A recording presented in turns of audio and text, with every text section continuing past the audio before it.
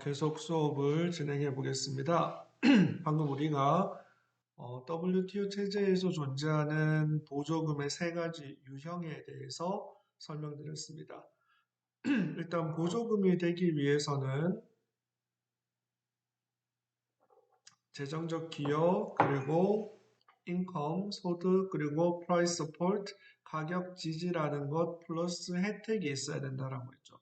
일단 보조금이 되면 보조금이라고 인정받으면 보조금의 유형이 금지 보조금, 허용 보조금, 조치 가능 보조금으로 구분되는데 거기에서 중요한 질문 몇 가지가 있다라고 했죠. 특정성이 있느냐, 수출 실적 수입 대체와 연계되느냐, 연구개발, 지역개발, 환경보호 목적인가를 기준으로 보조금의 유형이 구분된다라고 했습니다.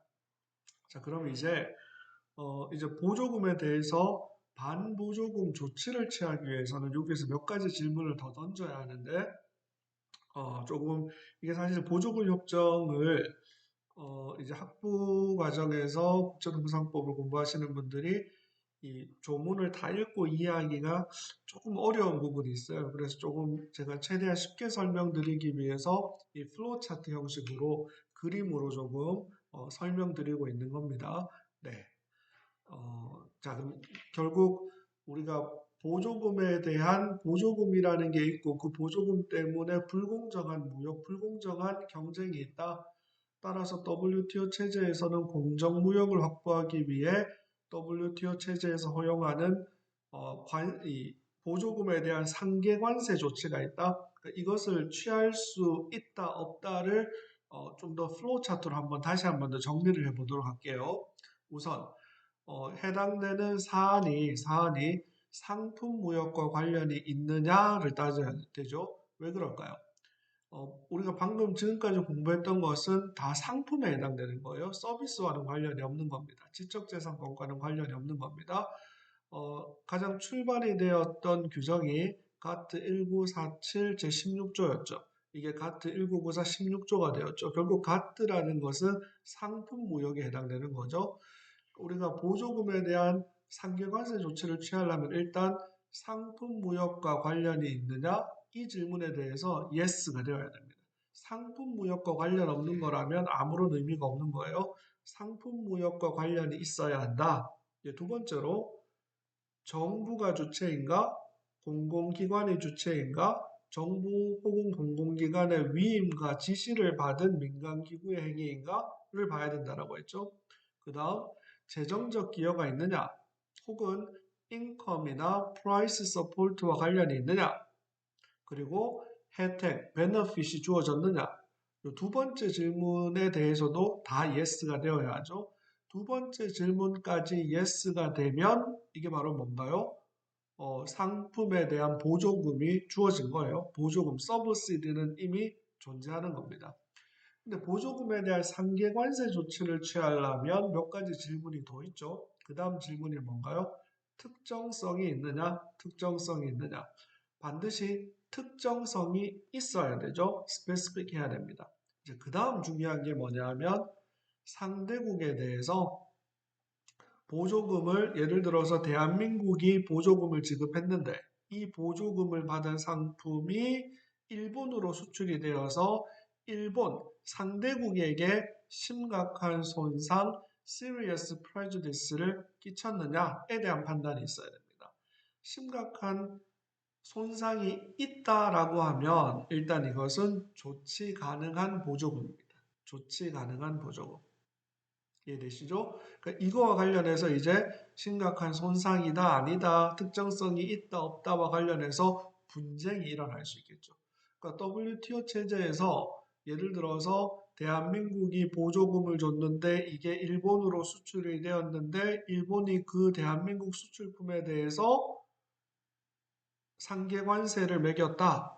그러면 일본이 상계관세를 매긴 조치에 대해서 우리가 WTO에 일본을 상대로 소송을 제기할 수 있거든요. 그럼 결국 그 분쟁의 대상은 뭐냐면 이게 특정성이 있는 거냐 없는 거냐, 심각한 손상이 있었느냐 없느냐, 이 특정성과 serious prejudice라는 걸 중심으로 논쟁이 벌어집니다. 법리 다툼이 벌어지는 거죠. 실제 소송에서는 물론 정부 재정적 기여 혜택과 관련해서도 분쟁의 여지가 당연히 있습니다. 자, 그러면 이제 역으로 상품무역과 관련이 있는 게 아니라 상품무역과 관련이 없는 거다라고 하면 이건 아예 보조금이 아닙니다. WTO에서 다루는 보조금이라는 것은 원칙적으로 상품무역과 관련된 거기 때문에 WTO에서 다루는 상품무역과 관련된 게 아니라면 이것은 보조금의 논의 대상 자체가 아니다.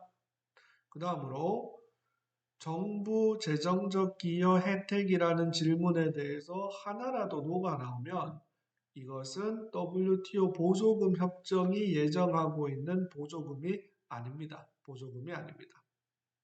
이해되시죠?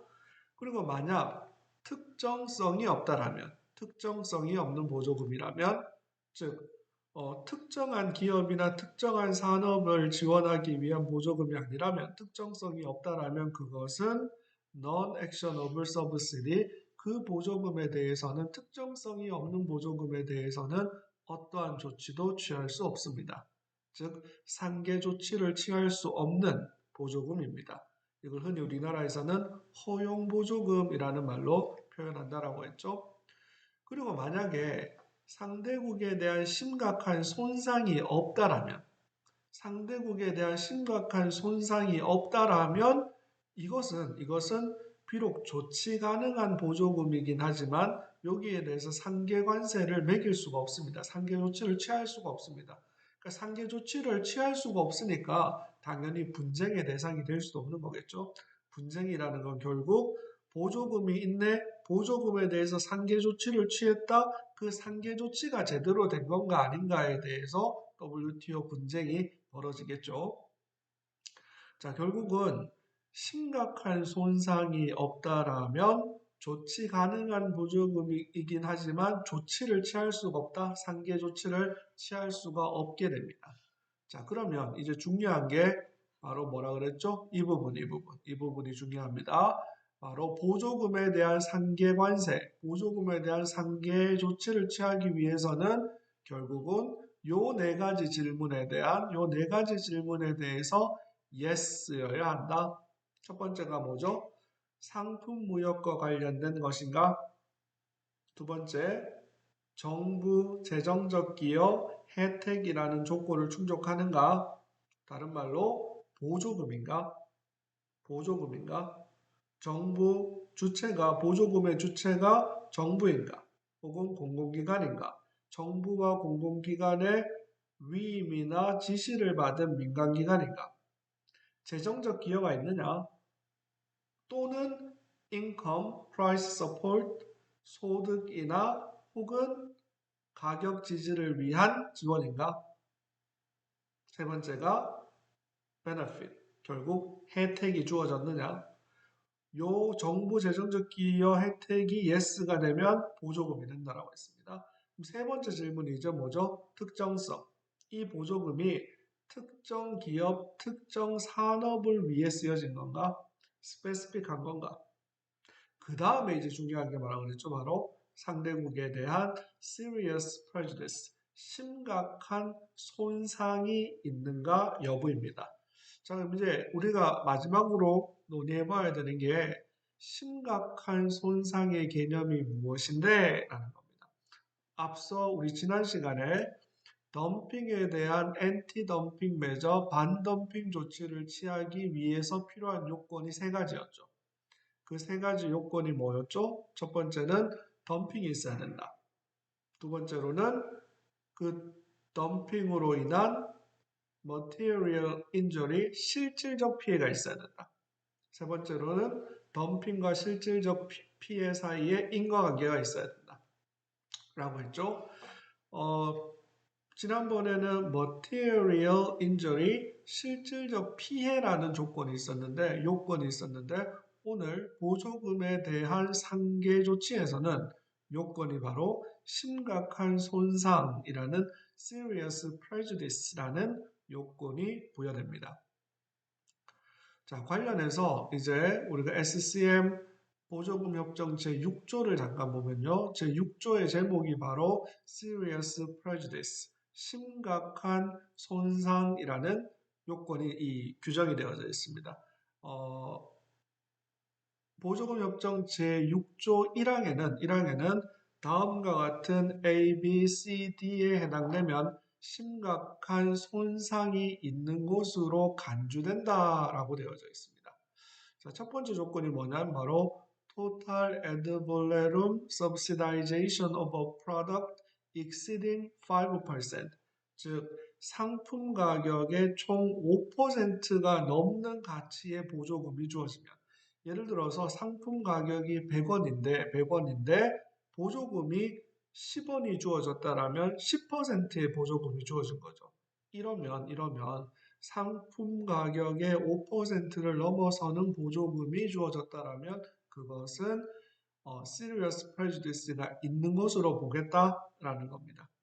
두 번째는 뭐냐면 subsidies to cover operating losses sustained by an industry. 어떤 산업에서 발생한 operating loss, 영업 손실을 보전해주는 보조금. 특정 산업에서 발생한 영업 손실을 커버해주기 위한 보조금은 serious prejudice가 있는 것으로 간주하겠다. C는 subsidies to cover operating losses sustained by an enterprise. 특정 기업의 영업 손실을 커버해주기 위해 지급되는 보조금이라면 그것은 serious prejudice가 있는 것으로 간주하겠다라는 겁니다. 다음 D는 direct forgiveness of debt라고 해서 빚, 채무를 직접적으로 forgive, 삭감해주는 겁니다. 면제해주는 겁니다. 즉 forgiveness of government held debt이라고 해서 정부가 채권을 가지고 있는 거예요. 그러니까 정부가 채권을 가지고 있는 빚이 있는데 이 빚을 기업에 대해서 탕감해 주는 거예요. 직접적으로 탕감해 주는 경우. 그리고 grant라는 것은 빚을 갚기 위해서 무상지급, grant라는 것은 대가 없이 주는 돈을 grant라고 합니다. grant. 그래서 빚을 직접적으로 탕감해 주거나 정부가, 혹은 빚을 갚으라고 정부가 무상으로 돈을 준다라면 이런 경우의 보조금은 serious prejudice가 있는 것으로 간주하겠다라는 게 바로 제6조 1항의 보조금협정 제6조 1항의 내용입니다. 한국어 번역본을 잠깐 보면 바로 보조금 협정 제6조 심각한 손상이라고 해서 6조 1항에 보면 아래와 같은 경우 제5조 C항의 의미의 심각한 손상이 있는 것으로 간주된다라고 되어 있습니다. A 보면 상품에 대한 종가 기준 총 보조금 지급이 5%를 초과하는 경우 상품의 최종 가격의 5%를 초과하는 금액이 보조금인 경우에는 일단 심각한 손상이 있는 것으로 간주한다. B를 보면 특정 산업이 입은 영업 손실을 보전하기 위한 보조금 operating loss, 즉 산업 기업을 운영하기 위해서 들어간 비용, 거기에서 손익이 있는데 손실이 발생한 경우 그 손실을 보전하기 위해서 커버하기 위해서 지급되는 보조금이라면 심각한 손상이 있는 것으로 간주하겠다. C는 바로 특정 기업이 입은 영업 손실을 보존하기 위한 보조금. 다만 비반복적이며 당해 기업에 대해 되풀이될 수 없으며 단지 장기적인 해결책 강구를 위한 시간을 제공하고 심각한 사회적 문제를 피하기 위하여 부여되는 일회적인 조치는 제외한다라고 해서 이런 거죠. 우리가 예를 들어서 고용 파급 효과가 매우 큰 특정 기업, 예를 들어서 현대조선이다. 이런 큰 기업이 갑자기 재무적인 위기에 빠져서 정부가 구제금융을 주고 빚을 탕감해주고 이런 경우가 있죠. 그런 아주 예외적인 경우는 비록 영업손실을 보전했지만 예외적으로 심각한 손상이 있는 것으로 간주하지 않겠다라는 예외적인 내용이고요. 다음 D항에 보면 직접적인 채무 감면, 즉 정부가 보유한 채무를 직접적으로 감면해 주는 거, 정부가 돈을 빌려줬는데 그 돈 안 받겠다라고 선언하는 거, 혹은 정부가 기업이 지고 있는 빚을 다른 은행이나 다른 채권자들에게 갚아야 하는 금액을 정부가 돈을 줘서 결국은 무상 지급을 해줘서 그 돈을 대신 갚아주는 경우, 이런 경우에도 일단 심각한 손상이 있는 것으로 간주하겠다라는 게 바로 보조금 협정의 이 심각한 손상에 관한 규정입니다. 자, 이렇게 해서 우리가 오늘 공정무역을 위한 무역규범 두 번째 작업을 했는데요. 지난주까지 했던 게 바로 공정무역을 위한 무역규범 1이라고 해서 덤핑에 대한 반덤핑 조치를 배웠죠. 덤핑이라는 건 지난번 배웠던 것처럼 정상 가격보다 낮은 가격으로 수출을 하게 되면 결국 그게 덤핑이라는 게 존재하는 거고, 그 덤핑으로 인해서 실질적인 피해가 발생하면 그 피해를 구제하기 위한 구제 조치, 트레이드 레머디 구제 조치를 취할 수 있다. 그 구제 조치를 우리가 엔타이 덤핑 메저, 반덤핑 조치라는 말로 표현했습니다. 오늘 우리가 배운 공정무역을 위한 무역규범 2는 보조금이라는 불공정한 조치가 있는 경우 그 불공정한 조치에 대한 구제 행위로서 WTO 회원국이 상계 조치, 카운터베일링 메저를 취할 권리가 있다라고 했죠. 그래서 보조금과 그 보조금에 대한 상계 조치 말씀드렸습니다. 오늘 먼저 우리는 첫 번째로 보조금의 개념에 대해서 배웠습니다. 보조금의 개념을 이해하려면 첫 번째로 보조금을 주는 주체가 누구인지를 생각해야 되겠죠. WTO 보조금 협정에서 말하는 보조금의 주체는 첫 번째, 원칙적으로 government, 정부입니다. 보조금은 WTO 보조금 협정의 규율 대상인 보조금의 주체는 정부이다. 정부 이외에 public entity, 공공기관, 공공의 주체, 예를 들어서 우리나라 같은 경우에는 정부는 아니지만 정부의 통제를 받는 공공기관들이 있죠. 예를 들면 공기업들, 이런 것들요. 또 예외적으로 민간기관도 보조금의 주체가 될 수 있다고 했습니다. 다만 전제 조건이 있죠. 공공기업이나 공공기관의 위임이나 지시에 의한 행동을 한 경우 보조금의 주체로 간주된다고 했습니다. 그러니까 보조금이 되려면 WTO 보조금 협정에서는 그 보조금을 financial contribution, 재정적 기여가 있어야 된다라고 표현했습니다. 이 재정적 기여라는 건 적극적으로 돈을 주는 것도 되지만 소극적으로 받아야 할 세금을 면제해 주는 것, 받을 돈을 안 받는 것도 보조금이 된다라고 말씀드렸습니다.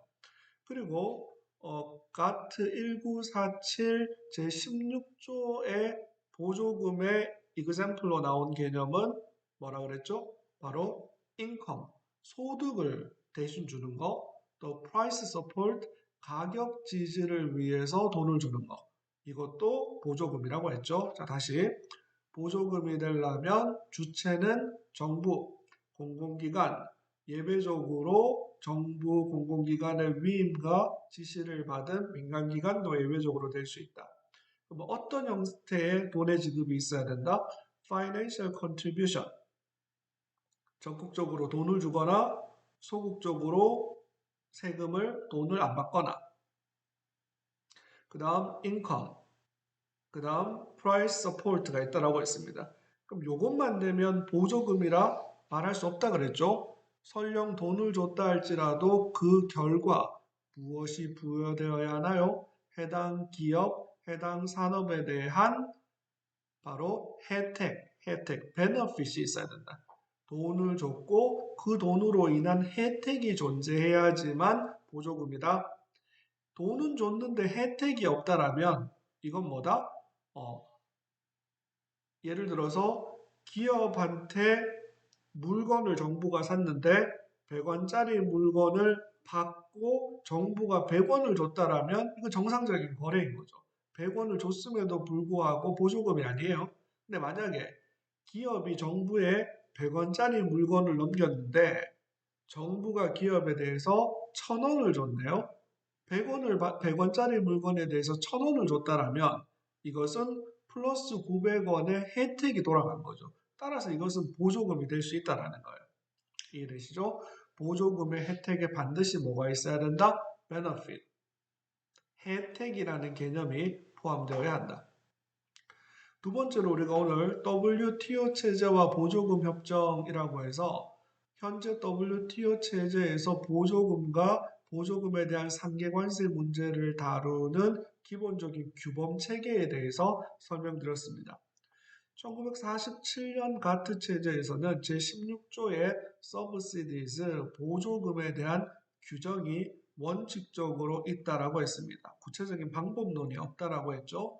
그러던 와중에 1979년 도쿄 라운드에서 바로 보조금 코드가 만들어졌다고 했고요. 그래서 1947 가트 체제에서는 기본적으로 가트 1947 제16조 플러스 79년 이후부터는 보조금 코드가 규범의 내용이었고요. 1995년 1월 1일 WTO 출범과 더불어 이제 현행 WTO 체제에서의 보조금 그리고 상해관세 조치를 규율하는 규범 체계에는 가트 1994 제16조의 내용이 그대로 적용이 되고 플러스 새롭게 채택된 SCM Agreement, 바로 보조금 협정이라는 게 있다라고 말씀드렸습니다. 다음 세 번째로 우리가 보조금의 세 가지 유형에 대해서 배웠죠. WTO가 예정하고 있는 보조금은 WTO 보조금 협정이 예정하고 있는 보조금은 세 가지다. 세 가지. 첫 번째, 금지 보조금 prohibited subsidy가 있고요. 두 번째, actionable subsidy, 조치 가능한 보조금이 있다라고 있고요. 세 번째로는 non-actionable subsidy, 조치가 불가능한 보조금, 허용 보조금이라는 개념이 있다라고 했습니다. 금지 보조금은 두 가지 유형이 있다라고 했죠. 수출 보조금, 즉 수출을 하는데 지원해주는 보조금은 무조건 금지이다. 두 번째, 수입을 대체하기 위한, 수입을 줄이기 위한 목적의 보조금도 무조건 금지다. 즉 수출 수입과 연계된 보조금이 존재한다면 이 보조금은 특정성을 따질 필요도 없고 심각한 손실이라는 이 serious prejudice라는 것도 따질 필요가 없다. 그냥 보조금인데 수출과 수입과 연계되면 무조건 금지다 라고 말씀드렸습니다. 이해되시죠? 그 다음 이제 허용 보조금이라는 게 있다고 그랬죠. non-actionable subsidy. 이 허용 보조금 중에 특정한 세 개 목적으로 사용되는 게 있는데 그게 뭐라 그랬죠? R&D, 바로 연구개발 목적의 보조금, local development, 지방 발전 개발을 위한 보조금, 세 번째로 environmental protection, 환경 보호를 위한 보조금. 특별히 요 세 가지 목적으로 부여되는 보조금은 1995년 1월 1일부로 시작되고 99년 12월 31일까지만 한시적으로 허용된 보조금이었다. 따라서 2000년 1월 1일부터는 세 가지 목적, R&D, 지역개발, 그리고 환경보호를 목적으로 하는 보조금은 더 이상 허용되지 않는다 라고 말씀드렸습니다. 그럼 이제 진짜 중요한 게 논쟁이 벌어지는 것, 분쟁이 벌어지는 경우에는 actionable subsidy, 조치 가능한 보조금이라고 했습니다. 조치 가능한 보조금, 상계 조치를 부과할 수 있는 보조금. 그러니까 개념적으로 조치 가능한 보조금은 뭐도 아니고 뭐도 아닌 모든 보조금이다. 금지 보조금도 아니고 허용 보조금도 아닌 모든 유형의 보조금을 일단 조치 가능한 보조금으로 간주한다. 근데 이 조치 가능한 보조금에게 실제로 조치를 부과하려면, 실제로 상계 조치를 부과하려면 두 가지를 검증해야 된다고 했습니다. 그 첫 번째가 뭐라 그랬죠? specificity, 특정성이 있는지 여부를 검증해야 된다. 특정 산업, 특정 기업에게만 부여되는 보조금인가 여부를 따져야 된다. 특정성이 없다라면 상계 조치를 취할 수 없다라고 했습니다. 특정성이 있는지 여부를 따지는 보조금 협정상의 대원칙 두 가지는 첫 번째 뭐라 그랬죠? 특정 기업, 특정 산업에게만 접근이 허용되고 나머지에게는 접근이 허용되지 않는다라면 특정성이 있는 거다.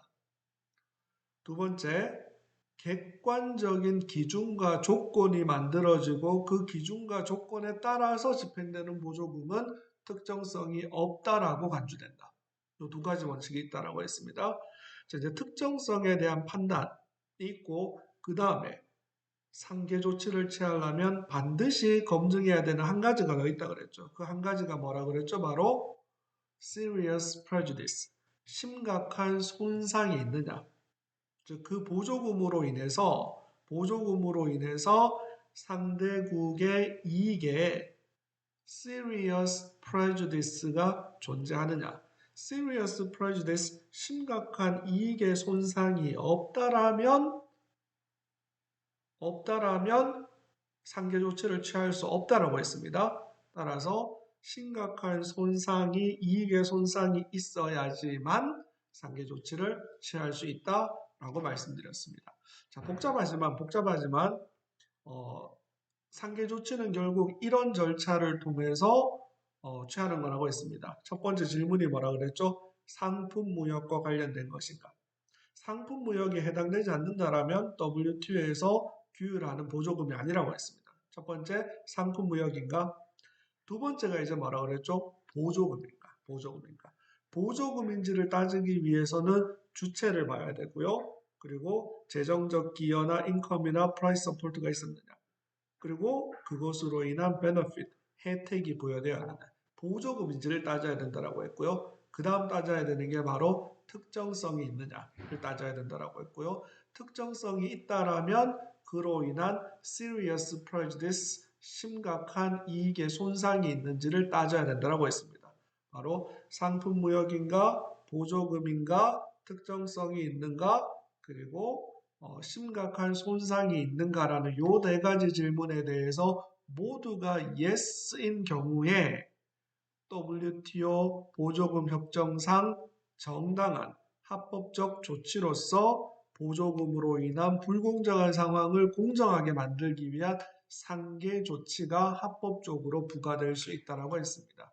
이 상계 조치는 수량적으로 쿼타를 부과하는 경우도 있고 추가적인 혹은 새로운 관세를 부과하는 경우도 있는데 일반적으로는 보조금에 대한 상계 관세, 카운터베일링 듀티를 부과하는 게 일반적입니다. 예를 들어서 보조금을 계산해 보니까 총 상품 가격의 7%가 보조금으로 주어졌다라고 하면 그러한 7% 보조금을 뉴트럴라이즈 할 수 있는 카운터베일링 상계 조치로서 7%의 상계 관세를 부과할 수 있는 겁니다. 이해되시죠? 자, 이렇게 해서 우리가 오늘 공정무역을 위한 무역규범 2, 보조금 및 상계 조치에 대해서 배웠습니다. 우리가 다음 시간에는 공정무역을 위한 무역규범 3, 세이프가드 조치에 대해서 배울 텐데요. 지난번에 잠깐 설명드린 것처럼 반덤핑이나 상계 조치는 불공정한 행위, 즉 덤핑이나 보조금에 대한 구제 조치로서 이루어지는 건데 특이하게 세이프가드 조치는 불공정한 행위가 없어요. 그냥 수입이 많이 일어난 것뿐이에요. 아무런 불공정한 행위가 없었음에도 불구하고 국내 산업의 피해를 구제하기 위한 제도가 세이프가드 제도입니다. 세이프가드라는 말은 말뜻 그대로 safe라는 말은 안전하다라는 말이죠. 가드라는 말은 지킨다라는 말이죠. 그 safeguard는 말뜻 그대로 안전하게 지키는 거예요. 그래서 이걸 의미를 살리면 어떤 의미냐 하면 국내 산업을 안전하게 지키기 위한 긴급 수입 제한 조치를 safeguard measure라고 하는데 말이 너무 복잡하죠. 그래서 이걸 한국말로 그냥 세이프가드 이대로 표현하기도 합니다. 뜻을 살려서 표현하면 긴급 수입 제한 조치라고 표현합니다. 다음 시간에 우리가 세이프가드 조치까지 배우게 되면 이제 트레이드 레머디라는 이 무역 구제 제도의 세 가지 축에 해당되는 반덤핑 조치, 보조금에 대한 상계 조치, 그리고 세이프가드 조치라는 요 세 가지 틀을 배우게 되면 이게 바로 트레이드 레머디, 공정무역을 담보하기 위한 무역 구제 제도를 모두 다 배우게 되는 겁니다. 네, 오늘 우리가 이렇게 해서 12번째 주 강의를 모두 마쳤습니다. 수고하셨고요. 그러면 우리 다음 시간에 다시 뵙도록 하겠습니다. 한 주 동안 즐겁고 건강하게 보내시길 바랍니다. 오늘 수업은 여기까지 하겠습니다. 감사합니다.